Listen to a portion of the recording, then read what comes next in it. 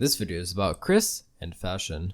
Kristen Weston Chandler has a somewhat peculiar taste in fashion. Although he is willing to spend thousands of dollars on video games, toys, and sex dolls, Chris is very stingy when it comes to shopping for his clothes, which are usually purchased secondhand at thrift stores like the Salvation Army and Goodwill. Prior to coming out as transgender, the majority of shirts he owned were colorful collared shirts and undersized rugby shirts, most of which were decorated with horizontal stripes, which, despite being scientifically proven to have a slimming effect, have any such potential effects crushed by Chris's impressive physique. Mailbag42 revealed that at least one of these shirts he had Vice Dog was purchased by his mother. Though his mother didn't directly dress him anymore, Chris still chose to wear these shirts. The advent of Chris's transgender shift was accompanied by a change to garb that may have been more feminine, but was equally cheap and hideous. Childhood. In his youth, Chris set the general tone for years to come with many striped polos, t-shirts, and khaki pants. The only difference compared to adulthood is that he sometimes dared to wear single-colored shirts with his favorite game and television characters on them. The only articles of clothing he has seen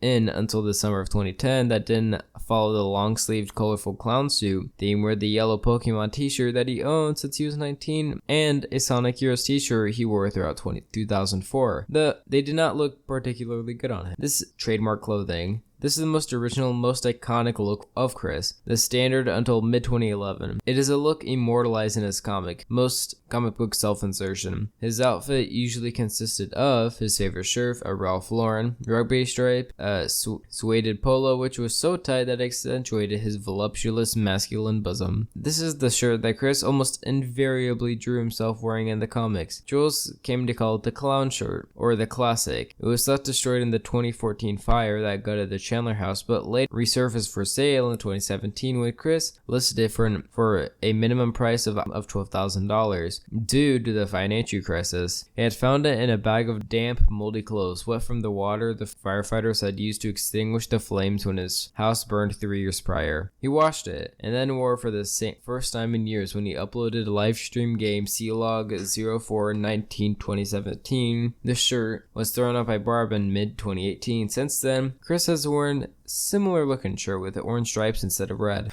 A t-shirt, undershirt, typically white, his medallion sporadically in his high school ring, pair of pedo glasses attached to a chain, jeans or khaki slacks. Chris's jeans typically defined his rear end to a disturbing level. He may have been wearing women's jeans, or he may have been simply wearing pants that his gut long ago outgrew. The belt buckle will fail. Alternatively, a green terry cloth bathrobe and a mismatched, of course, black belt on occasions when he's in the mood for recycling, or when even getting dressed would involve too much stress. Starting in late 2009, and brought to keep his previously mentioned bosom in check. The IBA outfit. In mid-June 2009, roughly around the time he had made certain friends, Chris temporarily decided that his current look was old. He got rid of many of the stripes, mostly striped shirts, mostly because he couldn't fit into them anymore, and grew a goatee. The reformed Chris's wardrobe consisted of a plain colored t-shirt worn over a long sleeve shirt, tattoo sleeves, a black vest unbuttoned that was too small for his girth, a dog tag worn around his neck as a substitute for the medallion, a goatee, sunglasses over normal glasses, and the glasses chain remains. His new attire was first properly presented in the world in the Rollin' Trollin' video. Soon afterward, however, he went back to sporting his traditional clown shirt. He claimed that he had been pressured into making the Rollin' Trollin' video. However, on the same day he shaved his beard and he drew the first picture of Colossal Chris Chan, a character which preserved the look for all eternity, the gay trucker outfit. After he promised to leave the internet in spring of 2010, Chris threw away his clown shirt, stitched a medallion for several months, it returned in September, and picked up a new wardrobe in an attempt to look like a normal person. This included a denim jacket from Goodwill that he cut the sleeves off of, making it look like a gillet, a sleeveless white shirt exposing his pale, flabby upper arms, a dog tag from his IBA outfit, a baseball cap, the result of a modified version of the IBA outfit. It has been observed that when Chris tries to look like a bad boy, he ends up looking like a gay trucker, hence the troll's term for his new wardrobe. The only way he could have made it look gayer would have been combining it with his muscle bra, which unfortunately he did, and in public. At this point, going back to the medallion would have actually improved his chances of picking up gal pals. With the arrival of gay trucker outfit also came an interest in t-shirts that boldly expressed Chris's desire for sex, often in exceedingly tasteless ways. The first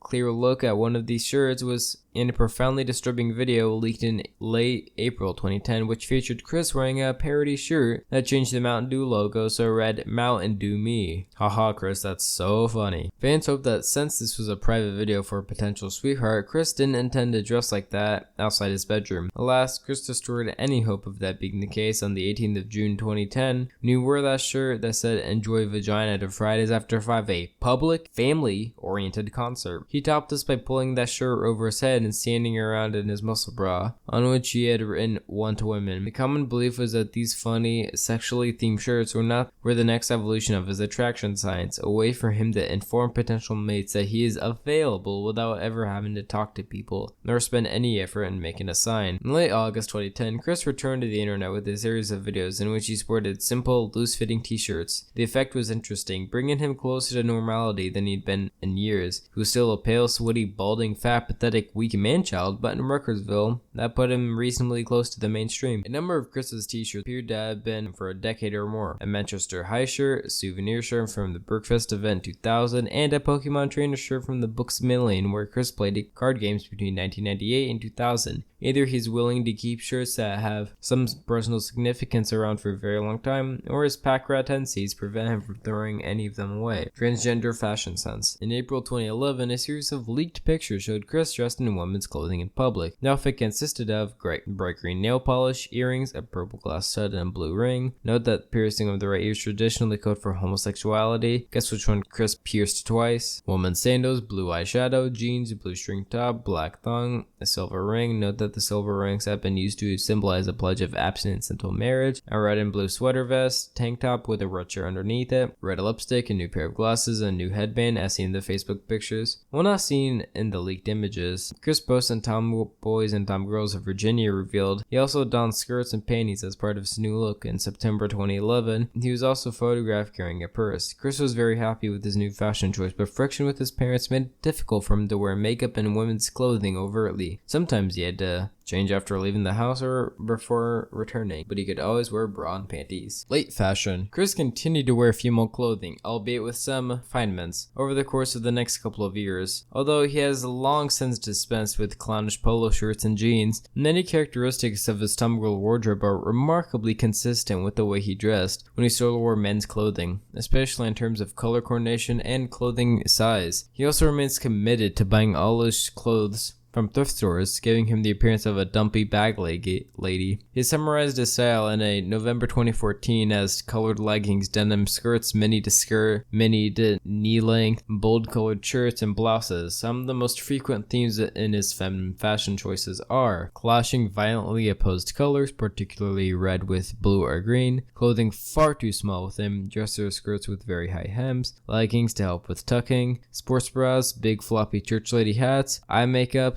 applied poorly and usually purple or blue in color. A deviation from his style was seen in the video of the 26th of December 2014 incident, where Chris is shown in purple My Little Pony shades, probably as a disguise, a silver headband showing off his ever receding hairline, his Manchester High sweatshirt, short jeans matched with long purple socks and or another pair of pants, and boots, possibly Uggs. The fact that Chris wore skirts and makeup for each of his court hearings in 2015, even those to which Barb accompanied him, suggests that he consistently dresses in this way in public, and that his mother has come to begrudgingly accept her son's transgender attire. 2014, Chris also started dyeing his hair blue, but predictably failed to do it properly and ended up dyeing it an ugly seaweed green instead, combining it with his wardrobe that managed to somehow simultaneously resemble the attire of a 5-year-old girl and a 65-year-old cat lady. The resulting look has been sardonically referred to as Kiwi's, says Mermaid Grandma. Chris on fashion. November 2016, Chris posted a commentary on women's fashion. In it, Chris implored women to wear skirts with leggings instead of pants, saying to view it from perverts' perception, they eye downward to have a good view of the in-between, as well as easier access to picture in their imaginations.